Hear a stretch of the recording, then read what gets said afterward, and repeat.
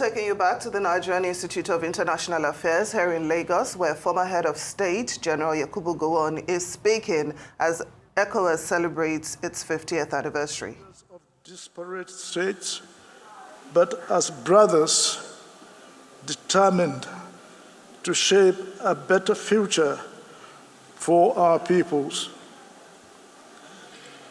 At that time, our region was emerging from the shadows of colonial bondage, grappling with the complex challenges of nation building, economic fragility, political instability, and weak national institutions.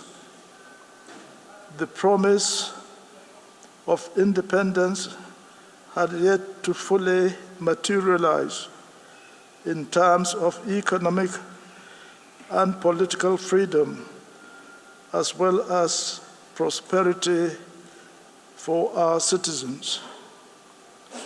It became increasingly clear to us that the way forward for our countries was not isolation, but through coming together, working together, and remaining steadfast together in the spirit of regional solidarity. Our shared vision was simple but profound: to foster economic integration, strengthen political and diplomatic cooperation, and promote peace and security amongst the people of West Africa. We believed that by working together, we could break the chains of underdevelopment and lay the foundation for a self-sustaining, prosperous region. Your Excellencies, invited guests, ladies and gentlemen, the Treaty of Lagos was more than a legal document. It was a declaration of hope, the formation of a new regional chapter, and a charter of our collective destiny. We envisioned an ECOWAS that would break artificial borders created by colonial administrators, facilitate trade, enable the free movement of people, and promote a culture of peace, understanding, and dialogue across our diverse region. In the years since the founding, ECOWAS has evolved into a cornerstone of regional stability and a powerful emblem of African resilience and unity.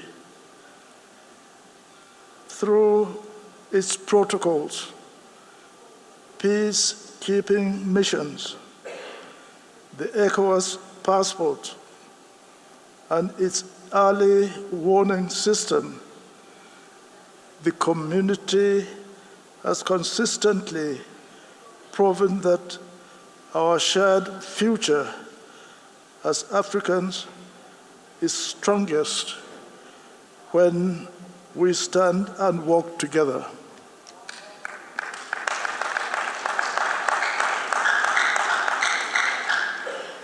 As we commemorate this Golden Jubilee, allow me to commend the dedication and contribution of all successive ECOWAS leaders past and present, who in various capacities have championed and continue to advance the noble cause of regional integration. Through their vision, commitment, and tireless efforts, they have helped to sustain and deepen the foundations of cooperation, solidarity, and collective progress that we envisioned at the inception of this community in 1975. Please give them a great welcome. Thank you. It would be negligent not to acknowledge the array of innovative and ambitious reforms championed by successive ECOWAS leaders, including present and former presidents of the ECOWAS Commission. The reforms have not only responded to evolving regional and global realities, but have also served to strengthen and adapt the community's foundational vision. These efforts reflect a continued commitment to consolidating and refining the initial integration template, ensuring that ECOWAS remains responsive, relevant, and resilient in the face of contemporary challenges. I am particularly proud of ECOWAS' role in conflict resolution and promotion of democracy. I can assure you this was the view since when we started it. Yes, there are military, there are other democratic government, but the military are making sure that we do things democratically, but militarily democratic.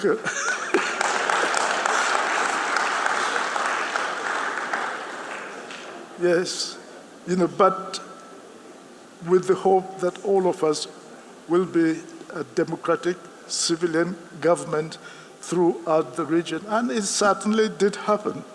It did happen until. So let us not forget the many challenges we have faced over the past 50 years. Political crisis, coup d'etats, civil wars, political crisis, economic shocks, pandemics, terrorism, and the shifting pressures of globalization. Yet through it all, ECOWAS has endured. It has adapted to changing circumstances, undertaken critical reforms, and consistently renewed its commitment to the founding ideals that bind us together.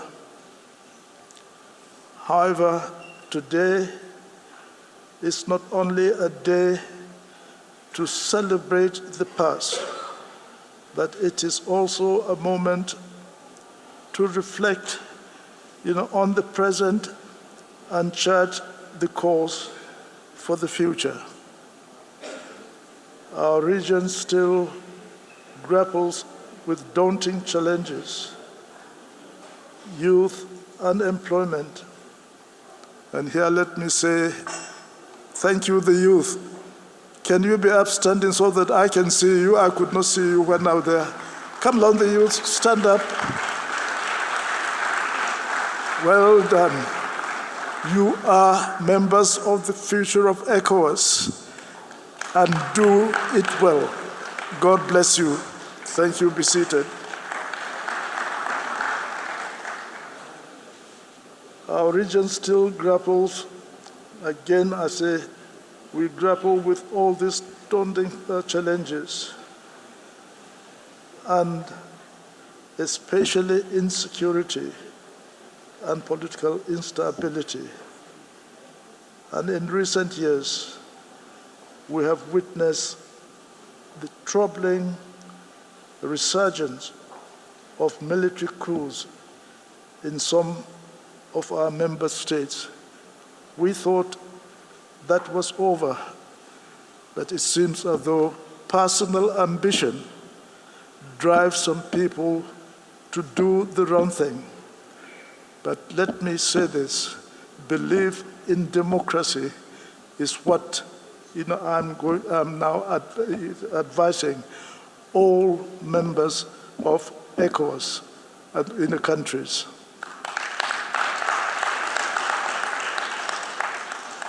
We must not let these setbacks define us. Rather, let them awaken us to the urgent need to recommit to the core principles of good governance: economic cooperation, solidarity, and inclusivity.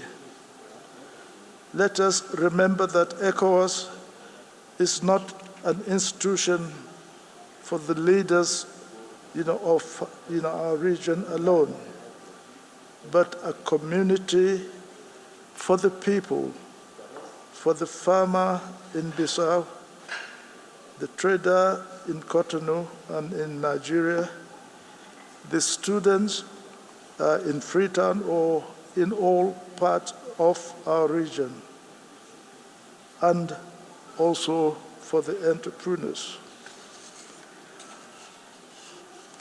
With constructive, respectful, and mutual beneficial dialogue, I firmly believe there is a path forward.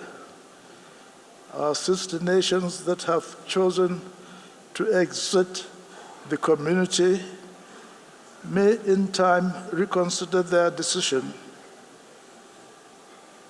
as the bonds of history, culture, and shared destiny remain unbroken.